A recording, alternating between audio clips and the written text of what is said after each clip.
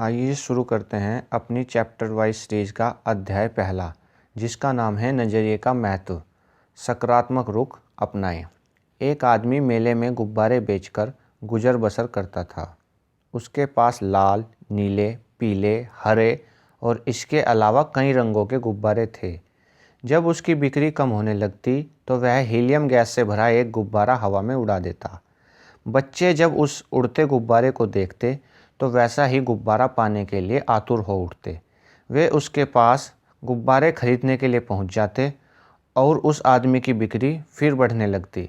उस आदमी की बिक्री जब भी घटती वह उसे बढ़ाने के लिए गुब्बारे उड़ाने का यही तरीका अपनाता। एक दिन गुब्बारे वाले को महसूस हुआ कि कोई उसकी जैकेट को खींच रहा है। उसने पलट कर देखा तो वहाँ एक बच्चा खड़ा था। बच्चे ने उससे पूछा, अगर आप हवा में किसी काले गुब्बारे को छोड़ें तो क्या वह भी उड़ेगा?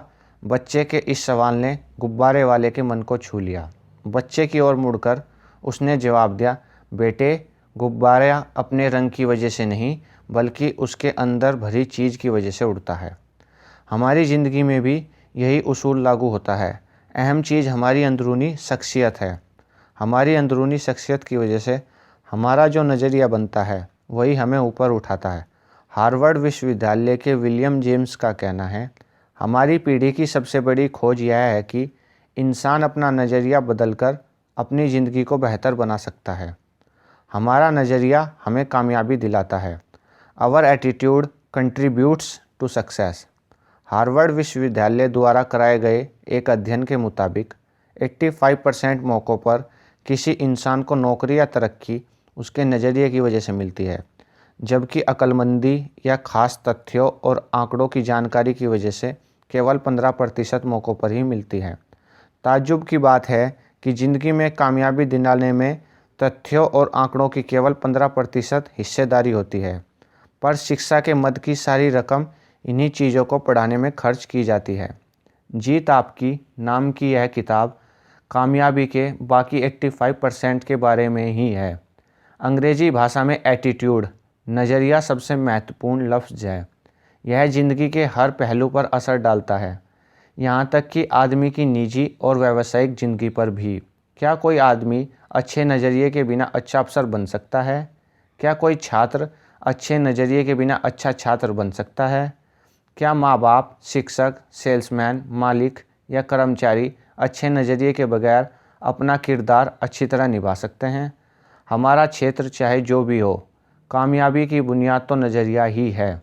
अगर कामयाब होने के लिए नज़रिया की इतनी अहमियत है तो क्या हमें ज़िंदगी के बारे में अपने नज़रिए की जांच परख नहीं करनी चाहिए?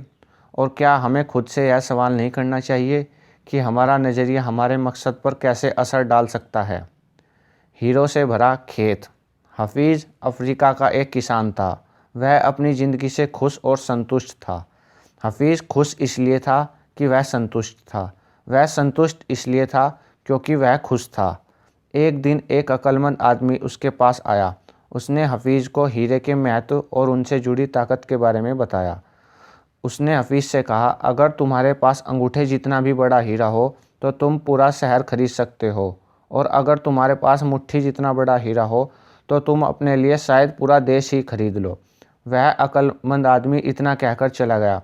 उस रात हफीज़ सो नहीं सका। वह असंतुष्ट हो चुका था, इसलिए उसकी खुशी भी ख़त्म हो चुकी थी। दूसरे दिन सुबह होते ही हफीज़ ने अपने खेतों को बेचने और अपने परिवार की देखभाल का इंतज़ाम किया और हीरे खोजने के लिए रवाना हो गया।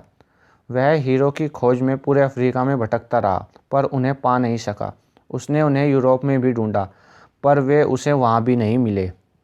स्पेन पहुँचते पहुँचते वह मानसिक, शारीरिक और आर्थिक स्तर पर पूरी तरह टूट चुका था। वह इतना मायूस हो चुका था कि उसने बार्सिलोना नदी में कूदकर खुदकुशी कर ली। इधर जिस आदमी ने हफीज़ के खेत खरीदे थे वह एक दिन उन खेतों से होकर बहने वाले नाले में अपने ऊँटों को पानी पिला रहा था। तभी सुबह के वक्त उग रहे सूरज की किरणें नाले के दूसरी ओर पड़े एक पत्थर पर पड़ी और वह इंद्रधनुष की तरह जगमगा उठा। यह सोचकर कि वह पत्थर उसकी बैठक में अच्छा दिखेगा, उसने उसे उठाकर अपनी बैठक में सजा दिया। उसी दिन दोपहर में हफीज़ को हीरो के बारे में बताने वाला आदमी खेतों के इस नए मालिक के पास आया। उसने उस जगमगाते हुए पत्थर को देखकर पूछा, क्या हफीज़ लौट आया? नए मालिक ने जवाब दिया, नहीं। लेकिन आपने यह सवाल क्यों पूछा? अक्लमंद आदमी ने जवाब दिया, क्योंकि यह हीरा है, मैं उन्हें देखते ही पहचान जाता हूँ। नए मालिक ने कहा, नहीं, यह तो महज एक पत्थर है, मैंने इसे नाले के पास से उठाया है। आइए मैं आपको दिखाता हूँ। वहाँ पर ऐसे बहुत सारे पत्थर पड़े हुए हैं। उन्होंने वहाँ से नमूने के तौर पर बहुत सारे पत्थर उठाए और उन्हें जांच परखने के लिए भेज दिया। वे पत्थर हीरे ही साबित हुए। उन्होंने पाया कि उस खेत में दूर दूर तक हीरे दबे हुए थे। इस कहानी से हमें क्या सीख मिलती है? इससे हमें 6 सीख मिलती हैं। नंबर 1, जब हमारा नज़रिया सही होता है तो हमें महसूस होता है कि हम हीरों से भरी ज़मीन पर चल रहे हैं। मौके हमेशा हमारे पांव तले दबे हुए हैं। हमें उनकी तलाश में कहीं जाने की ज़रूरत नहीं है, हमें केवल उनको पहचान लेना है। नंबर 2, दूसरों के खेत की घास हमेशा हरी लगती है। नंबर 3, हम दूसरों के पास मौजूद चीज़ों को देखकर ललचाते रहते हैं, इसी तरह दूसरे हमारे पास मौजूद चीज़ों को देखकर ललचाते हैं। हमें अपनी जगह की अदला बदली करने का मौका हासिल करके उन्हें खुशी होगी। नंबर 4, जिन्हें मौक़ों की पहचान नहीं होती उन्हें मौक़ों का खटखटाना शोर लगता है।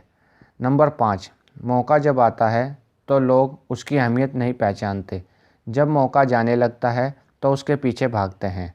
नंबर 6, कोई मौका दोबारा नहीं खटखटाता। दूसरा मौका पहले वाले मौके से बेहतर या बदतर हो सकता है, पर वह ठीक पहले वाले मौके जैसा नहीं हो सकता। इसलिए सही वक्त पर सही फैसला लेना बेहद ज़रूरी होता है। गलत वक्त पर लिया गया गलत फैसला सही फैसला भी गलत बन जाता है। डेविड और गोलियत। हम सभी बाइबल में बताई गई डेविड और गोलियत की कहानी जानते हैं। गोलियत एक राक्षस था। उसने हर आदमी के दिल में अपनी दहशत बैठा रखी थी। एक दिन 17 साल का एक भेड़ चराने वाला लड़का अपने भाइयों से मिलने के लिए आया। उसने पूछा, तुम लोग इस राक्षस से लड़ते क्यों नहीं हो? उसके भाई गोलियत से डरते थे। उन्होंने जवाब दिया, क्या तुमने देखा नहीं कि वह इतना बड़ा है कि उसे मारा नहीं जा सकता? इस पर डेविड ने कहा, बात यह नहीं कि बड़ा होने की वजह से उसे मारा नहीं जा सकता, बल्कि हकीकत यह है कि वह इतना बड़ा है कि उस पर लगाया गया निशाना चूक ही नहीं सकता। उसके बाद जो हुआ वह सबको मालूम है। डेविड ने उस राक्षस को गुलेल से मार डाला। राक्षस वही था, लेकिन उसके बारे में डेविड का नज़रिया अलग था। हम नाकामयाबी को कैसे देखते हैं, यह हमारे नज़रिए से तय होता है। आशावादी सोच वाले आदमी के लिए नज़रिया कामयाबी की सीढ़ी बन सकता है। दूसरी ओर निराशावादी सोच के आदमी के लिए यह रास्ते का रोड़ा बन सकता है। थिंक एंड ग्रो रिच और अन्य कई किताबों के लेखक नेपोलियन हिल का कहना है कि हर समस्या अपने साथ अपने बराबर का या अपने से भी बड़ा अवसर साथ लाती है। संस्थाओं के लिए नज़रिए का महत्व। The importance of attitude to organisation. क्या आपको कभी इस बात पर हैरानी हुई है कि कुछ लोग, संस्थाएं या देश दूसरों के मुकाबले अधिक कामयाब क्यों होते हैं? इसमें कोई राज नहीं छिपा है। वे इसलिए कामयाब होते हैं कि वे दूसरों के मुकाबले अधिक असरदार ढंग से सोचते और काम करते हैं। वे अपने सबसे कीमती जायदाद यानी लोगों में निवेश करते हैं। मैंने दुनिया की कई बड़ी कॉरपोरेशनों के आला अफसरों से बात की और उनसे पूछा, अगर आपके पास जादू की छड़ी हो और आपको केवल एक ऐसी चीज़ बदलनी हो जिससे आपको तरक्की मिल जाए, साथ ही उत्पादकता और लाभ भी बढ़ जाए, तो आप किस चीज़ को बदलना चाहेंगे? सबका जवाब एक ही था। उनका कहना था कि वे अपने लोगों का नज़रिया बदलना चाहेंगे। नज़रिया बेहतर होने पर लोगों में टीम भावना बढ़ेगी, बर्बादी कम होगी और वे ज़्यादा वफादार हो जाएंगे। कुल मिलाकर उनकी कंपनी में काम करने का बेहतर माहौल बन जाएगा। तजर्बा बताता है कि किसी भी व्यापार की सबसे कीमती पूंजी उससे जुड़े लोग होते हैं। पूंजी या औजारों से लोगों की कीमत अधिक होती है। बदकिस्मती से सबसे ज़्यादा मानव संसाधन ही व्यर्थ या बेकार चला जाता है। लोग आपकी सबसे बड़ी संपत्ति बन सकते हैं या सबसे बड़ा बोझ भी बन सकते हैं। TQP total quality people. सारी खूबियों वाले लोग। बहुत सारे ट्रेनिंग प्रोग्राम जैसे कि कस्टमर सर्विस, सेलिंग स्किल और स्ट्रैटेजिक प्लानिंग के बाद मैं इस नतीजे पर पहुंचा हूं कि इनमें से ज़्यादातर कार्यक्रम काफ़ी अच्छे होते हैं, लेकिन इनके सामने एक बहुत बड़ी चुनौती होती है। इनमें से कोई भी तब तक कामयाब नहीं हो सकता जब तक उनकी बुनियाद सही ना हो, और वह सही बुनियाद है TQP। यह TQP इसका मतलब है टोटल क्वालिटी पीपल, यानी सारी खूबियों से भरे लोग, यानी वे लोग जो अच्छे चरित्र वाले, ईमानदार, नैतिक मूल्यों और सकारात्मक नज़रिए वाले लोग होते हैं।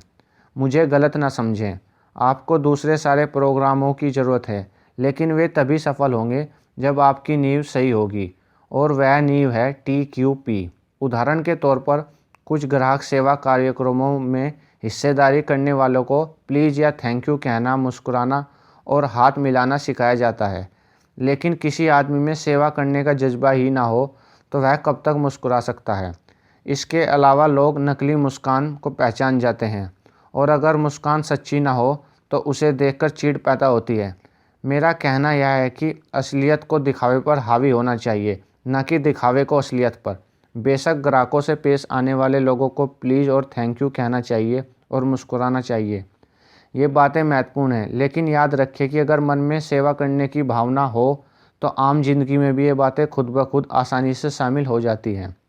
एक बार एक आदमी मशहूर फ्रांसीसी दार्शनिक ब्लेज पास्कल से मिला और उनसे कहा, अगर मेरे पास आपके जैसा दिमाग हो तो मैं बेहतर इंसान बन जाऊंगा। इस पर पास्कल ने जवाब दिया, बेहतर इंसान बनो, तुम्हारा दिमाग खुद ब खुद मेरे जैसा हो जाएगा। महान संगठनों को तनख्वाहों या काम करने के हालात के पैमाने पर नहीं आंका जाता है, उन्हें भावना, नज़रिए और आपसी संबंधों के पैमाने पर आंका जाता है। जब कर्मचारी कहते हैं मैं यह काम नहीं कर सकता, तो इसके दो मायने हो सकते हैं। या तो उनका मतलब है कि उन्हें वह काम करने का तरीका मालूम नहीं है, या फिर वे उस काम को करना नहीं चाहते हैं। अगर वे काम करने का तरीका नहीं जानते हैं तो यह टेक्निकल ट्रेनिंग का मुद्दा है, लेकिन अगर वे काम नहीं करना चाहते हैं तो यह नज़रिए से जुड़ा मुद्दा हो सकता है। उन्हें उस काम की परवाह नहीं है, या वह नैतिकता का मुद्दा हो सकता है। वे मानते हैं कि उन्हें वह काम नहीं करना चाहिए। कैलगरी टावर की ऊंचाई 190.8 मीटर है। उसका कुल वजन 10,884 टन है। उसमें से 60349 टन कुल वजन का लगभग 60% भाग वजन ज़मीन के अंदर है। इससे जाहिर होता है कि भव्य दिखने वाली कई इमारतों की नींव काफ़ी मजबूत होती हैं।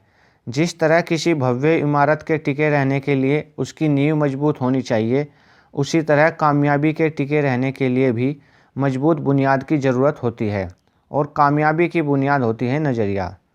संपूर्णतावादी नज़रिया, अ होलिस्टिक अप्रोच। मैं संपूर्णतावादी नज़रिए में यकीन रखता हूँ। हम केवल हाथ, पाँव, आँख, कान, दिल और दिमाग नहीं, बल्कि एक संपूर्ण इंसान हैं। काम करने के लिए एक पूरा आदमी जाता है और काम करके एक पूरा आदमी लौटता है। घर की परेशानियां हमारे कामकाज पर और कामकाज से जुड़ी परेशानियां हमारी पारिवारिक ज़िंदगी पर असर डालती हैं। पारिवारिक समस्याओं की वजह से तनाव का शिकार होने पर हमारी उत्पादकता घट जाती है। इसी तरह कामकाज से जुड़ी परेशानियां न केवल हमारे परिवार बल्कि ज़िंदगी के हर पहलू पर असर डालती है। निजी, पेशे से जुड़ी और सामाजिक समस्याएं एक दूसरे पर लाजमी तौर पर असर डालती हैं। आपके नज़रिए को तय करने वाले कारक, factors that determine your attitude. मैं आपसे कुछ सवाल पूछता हूँ। हम नज़रिए के साथ ही जन्म लेते हैं या उसे बड़ा होने पर विकसित करते हैं? हमारा नज़रिया किन चीज़ों से बनता है? अगर माहौल की वजह से ज़िंदगी के बारे में आपका नज़रिया नकारात्मक हो गया है तो क्या आप उसे बदल सकते हैं? दरअसल हमारे नज़रिए का ज़्यादातर हिस्सा हमारी ज़िंदगी के शुरुआती सालों में ही बन जाता है। यह सच है कि हम अपने मिजाज की कुछ खासियतों के साथ पैदा होते हैं, लेकिन बाद में हमारा जो नज़रिया बनता है उसे ख़ास तौर से ये 3 चीज़ें तय करती हैं। नंबर 1 माहौल, नंबर 2 तजर्बा, नंबर 3 शिक्षा। इन्हें हम नज़रिए के TES कहते हैं। अब इन तीनों पर नज़र डालते हैं। नंबर 1 माहौल, इन्वायरमेंट। माहौल में ये चीज़ें शामिल होती हैं: घर, अच्छा या बुरा असर; स्कूल, साथियों का दबाव; काम, मददगार या ज़रूरत से अधिक नुक्ताचीनी करने वाला सुपरवाइज़र; मीडिया, टेलीविज़न, अखबार, पत्रिकाएं, रेडियो, फिल्में। सांस्कृतिक पृष्ठभूमि, धार्मिक पृष्ठभूमि, परंपराएं और मान्यताएं, सामाजिक माहौल, राजनीतिक माहौल। ऊपर बताए गए सारे माहौल मिलकर हमारी तहजीब बनाते हैं। घर हो, संस्था हो या देश हो, हर जगह की अपनी एक तहजीब होती है। उदाहरण के तौर पर आप एक स्टोर में जाते हैं तो वहाँ के मैनेजर से लेकर सेल्स क्लर्क तक को विनम्र, मददगार, दोस्ताना और खुशमिजाज से भरा पाते हैं। फिर आप दूसरी दुकान में जाते हैं तो वहाँ काम करने वालों को रूखा और बदतमीज पाते हैं। आप एक घर में जाते हैं तो वहाँ माँ बाप और बच्चों को तमीज़ वाला, मिलनसार और दूसरों का ख्याल रखने वाला पाते हैं। जबकि दूसरे घर में जाने पर हर आदमी को कुत्ते बिल्लियों की तरह आपस में लड़ता पाते हैं। जिन देशों की सरकारों और राजनीतिक माहौल में ईमानदारी होती है, वहाँ के लोग भी आमतौर पर ईमानदार, कानून का पालन करने वाले और मददगार होते हैं। इसका उल्टा भी उतना ही सही है। जिस तरह बेईमान और भ्रष्ट माहौल में एक ईमानदार आदमी का जीना मुश्किल हो जाता है, उसी तरह ईमानदारी से भरे माहौल में बेईमान व्यक्ति को मुश्किल होती है। अच्छे माहौल में मामूली कर्मचारी की भी काम करने की शक्ति बढ़ जाती है, जबकि बुरे माहौल में अच्छा काम करने वाले की भी काम करने की शक्ति घट जाती है। तहजीब यानी कि कल्चर कभी नीचे से ऊपर की ओर नहीं जाती, बल्कि वह हमेशा ऊपर से नीचे की ओर आती है। हमें पीछे मुड़कर देखना चाहिए कि हमने खुद के लिए और अपने आसपास के लोगों के लिए कैसा माहौल तैयार किया है। बुरे माहौल में लोगों से अच्छे व्यवहार की आशा नहीं की जा सकती। जहाँ कानून का ना होना ही कानून बन जाता हो, वहाँ ईमानदार नागरिक भी चोर, उचक्के और बेईमान हो जाते हैं। कुछ समय निकालकर इस बात को गौर कीजिए कि हमारा माहौल हम पर कैसे असर डालता है और हम जो माहौल तैयार करते हैं वह दूसरों पर कैसे असर डालता है। नंबर 2 है तजर्बा यानी कि एक्सपीरियंस। अलग अलग लोगों से मिले तजर्बे के मुताबिक हमारा व्यवहार भी बदल जाता है। अगर किसी इंसान के साथ हमें अच्छा अनुभव मिलता है तो उसके बारे में हमारा नज़रिया अच्छा होता है, पर बुरा अनुभव मिलने पर हम सावधान हो जाते हैं। अनुभव और घटनाएं हमारी ज़िंदगी के संदर्भ बिंदु बन जाते हैं। अब हम उनसे नतीजे निकालते हैं जो भविष्य के लिए मार्गदर्शन की भूमिका निभाते हैं। नंबर 3 है शिक्षा यानी कि एजुकेशन। शिक्षा औपचारिक और अनौपचारिक दोनों तरह की होती है। आजकल हम लोग सूचनाओं के सागर में गोते लगा रहे हैं, लेकिन ज्ञान और समझदारी का अकाल पड़ा हुआ है। ज्ञान को योजनाबद्ध ढंग से समझदारी में बदला जा सकता है और समझदारी हमें कामयाबी दिलाती है। शिक्षक की भूमिका काफ़ी महत्वपूर्ण होती है। उसका प्रभाव अनंत काल तक रहता है। इसके असर की लहरें अनगिनत हैं। शिक्षा ऐसी होनी चाहिए जो हमें केवल रोजी रोटी कमाना नहीं, बल्कि जीने का तरीका भी सिखाए। सकारात्मक नज़रिए वाले लोगों को कैसे पहचानें? How do you recognise people with a positive attitude? जिस तरह सेहत खराब ना होने का मतलब अच्छी सेहत नहीं होता, उसी तरह किसी इंसान के नकारात्मक ना होने का मतलब यह नहीं होता कि वह सकारात्मक है। सकारात्मक नज़रिए वाले लोगों की शख्सियत में कुछ ऐसी खासियतें होती हैं जिनकी वजह से उन्हें आसानी से पहचाना जा सकता है। ऐसे लोग दूसरों का ख्याल रखने वाले, आत्मविश्वास से भरे, धीरज वाले और विनम्र होते हैं। ये लोग खुद से और दूसरों से काफ़ी ऊंची उम्मीदें रखते हैं। अच्छे नतीजे हासिल होने की आशा रहती है। सकारात्मक नज़रिया वाला आदमी हर मौसम में फलने वाला जैसा होता है। उसका हमेशा स्वागत किया जाता है। सकारात्मक नज़रिए के फ़ायदे, the benefits of a positive attitude. सकारात्मक नज़रिए के कई फ़ायदे होते हैं। इन्हें आसानी से देखा जा सकता है, लेकिन आसानी से दिखाई देने वाली चीज़ को उतनी ही आसानी से अनदेखी भी कर दिया जाता है। सकारात्मक नज़रिया आपके लिए फ़ायदेमंद। शख्सियत खुशनुमा हो जाती है, जोश पैदा होता है, ज़िंदगी का आनंद बढ़ जाता है, आपके अगल बगल के लोगों को प्रेरणा मिलती है, आप समाज में महत्वपूर्ण योगदान देने वाले सदस्य और राष्ट्र की संपत्ति बन जाते हैं। संस्थाओं के लिए उत्पादकता बढ़ जाती है, टीम भावना बढ़ती है, समस्याएं हल हो जाती हैं, गुणवत्ता बढ़ जाती है, माहौल आपके मुताबिक बनता है, वफादारी बढ़ती है, लाभ ज़्यादा मिलता है, मालिक, कर्मचारी और ग्राहक के बीच बेहतर संबंध बनते हैं, तनाव कम होता है। नकारात्मक नज़रिए के नतीजे।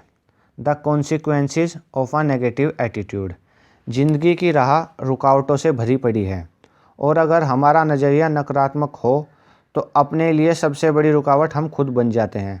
नकारात्मक नज़रिए वाले लोगों के लिए दोस्ती, नौकरी, शादी और संबंधों को कायम रख पाना काफ़ी मुश्किल होता है। नकारात्मक नज़रिए की वजह से संबंधों में कड़वाहट बढ़ती है, लोग नाराज़ रहते हैं, ज़िंदगी बेमकसद हो जाती है, सेहत खराब रहती है, खुद के लिए और दूसरों के लिए तनाव बढ़ता है। नकारात्मक नज़रिए की वजह से घर और कामकाज की जगह का माहौल बिगड़ जाता है। ऐसा आदमी समाज के लिए बोझ बन जाता है। ये लोग अपने लिए नकारात्मक नज़रिए को छुआछूत रोग की तरह अपने आसपास के लोगों और आने वाली पीढ़ियों तक फैला देते हैं। अपने नकारात्मक नज़रिए से वाकिफ़ होने के बावजूद हम उसे बदलते क्यों नहीं हैं? When we become aware of our negative attitude, why don't we change? इंसान का स्वभाव आमतौर पर बदलाव विरोधी होता है। हमें बदलाव तकलीफ दे लगता है। बदलाव का नतीजा अच्छा हो या बुरा, पर अक्सर इससे तनाव बढ़ता है। कई बार हम अपनी बुराइयों के साथ जीने में इतना आराम महसूस करते हैं कि बेहतरी के लिए होने वाले बदलावों को भी कबूल नहीं करना चाहते। हमें बुरे ही बना रहना चाहते हैं। चार्ल्स डिकेन ने एक ऐसे कैदी के बारे में लिखा है जो सालों तक एक काल कोठरी में कैद रहा। सज़ा काट लेने के बाद उसे आज़ाद कर दिया गया। उसे काल कोठरी से बाहर खुली धूप में लाया गया। उस आदमी ने अपने चारों ओर देखा। कुछ देर में ही वह अपनी इस नई आज़ादी से परेशान हो गया। उसने वापस काल कोठरी में जाने की इच्छा जाहिर की। वह आज़ादी और खुली दुनिया के बदलावों को कबूल करने के बजाय काल कोठरी, अंधेरे और हथकड़ियों में ही सुरक्षा और आराम महसूस कर रहा था, क्योंकि वह उन्हीं का आदी हो चुका था। इन दिनों भी कई कैदी ऐसा ही व्यवहार करते हैं। एक अनजाने संसार के साथ तालमेल कायम करने का तनाव उनकी बर्दाश्त से बाहर होता है, इसलिए वे जानबूझकर और अपराध करते हैं ताकि उन्हें वापस जेल में भेज दिया जाए। वहाँ उनकी आज़ादी पर भले ही पाबंदी रहती हो, लेकिन उन्हें अपने बारे में कम फैसले लेने पड़ते हैं। अगर हमारा नज़रिया नकारात्मक है तो हमारी ज़िंदगी सीमाओं में कैद है। ऐसे नज़रिए की वजह से हमको अपने काम में सीमित कामयाबी ही मिल सकेगी, हमारे दोस्तों की तादाद कम होगी और हम ज़िंदगी का कम आनंद उठा पाएंगे। अगले अध्याय में मैं सकारात्मक नज़रिया विकसित करने के तरीकों के बारे में चर्चा करूँगा। हो सकता है कि सकारात्मक नज़रिया विकसित करने के लिए हमको थोड़ा तनाव झेलना पड़े और बदलाव की वजह से अनिश्चितता सी महसूस हो, पर यकीनन हमें इसका लाभ अवश्य मिलेगा। Thank you.